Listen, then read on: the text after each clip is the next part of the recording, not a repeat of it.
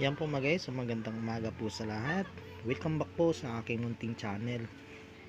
Yan po, meron po kasing dumaan sa aking wall at yun po ay nakita ko at tiningnan ko po at yung video niya po tiningnan ko po talaga dahil nga po siya daw po ay bumibili po ng mga ganitong uri ng coins. Ano ba bang uri ng coins na binibili niya? Yan, tatalakayin po natin yan. Kung yun po ba ay common o isang rare o talaga bang binibili niya na totoo. At sana nga po ay totoo po yung sabi niya binibili niya po yung mga coins na yan, para din po ay malaking tulong na din po yon sa bawat isa na binibilan niya ng coins na yan. Yan po palagi ko po kasi nakita yung video niya 20 pesos na binibili niya, yung sabi niya lagpas kwelyo. Yan po mga guys, meron po tayo ditong coins. Yan, pasensya na po kayo, medyo madumi yung kamay ko. Loyang dilaw po yan, mahirap tanggalin. Ayan po mga guys, patuloy po tayo na meron po ako ditong coins na mga lagpas kwelyo po ito. Yan, nakikita po natin yan, lagpas kwelyo. Ayan po, ipakita ko lamang po sa inyo.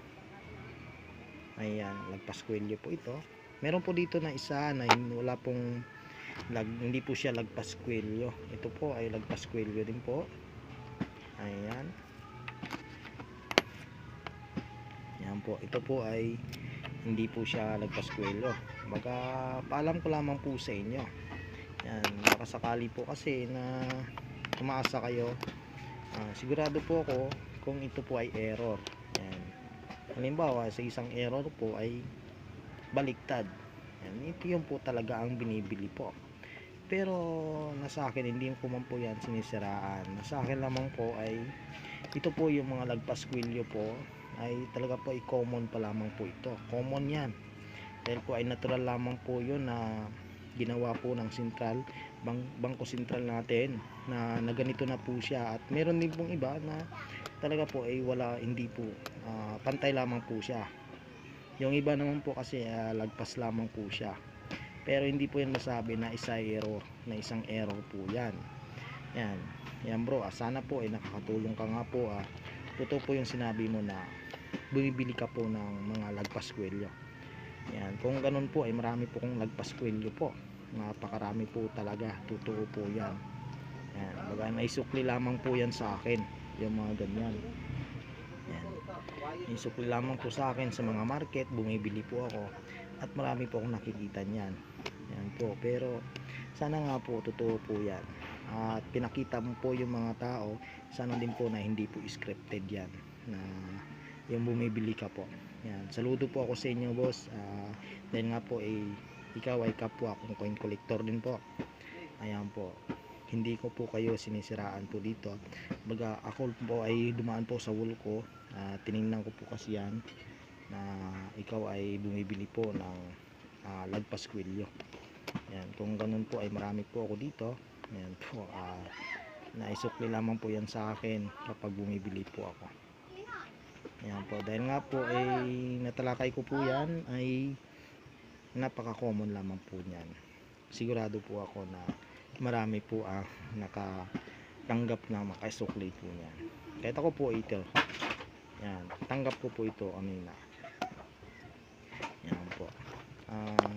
Ayan po sa nagtatanong po sa akin, dahil nga po ito po yung 2019 lamang po siya. Yan, yung with mark, lalo na po yung 2020, yun sigurado po ako 2020 na yung mid mark po ay low, high mid mark. Ito po ay low mid mark. High mid mark po ay ibig sabihin po ay nasa taas yung kanyang mid mark. Yun po ay isang error po talaga, makikita po natin yan nandito. At lalo na 2019, hard to find na po yung 2019. Ayan, pero yung ito po ay common pa lamang po yan, yung lagpas kwelyo po. Ayan po, at sana po ay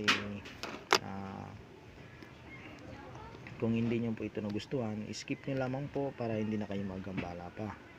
Yan po mga guys, kasi nga po ako po ay sinishare ko lamang din po dahil nga po ay marami pa pong naisukli pa yan. Yan, yung mga ganito, yung lagpas po kwelyo. Ayan po, yung para po sa akin ay nasa inyo naman po yan kung maniwala po kayo.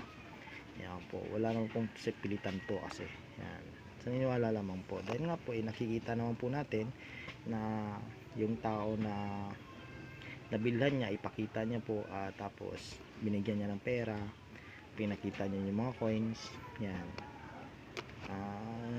Baka po kasi binibili niya at malaking tulong na po yun kapag yun po ay talagang totoo. Yan po, mahirap na po ay gumagawa po tayo ng scripted ngayon. Yan, panahon ngayon ay mahirap pong mag-scripted, totoo lamang po, pagpakatotoo. Yan, dahil nga po year 2024 nga po, sana po ay huwag kayong magsawa lamang. Ayan, para po yung coins nyo at mabili din po.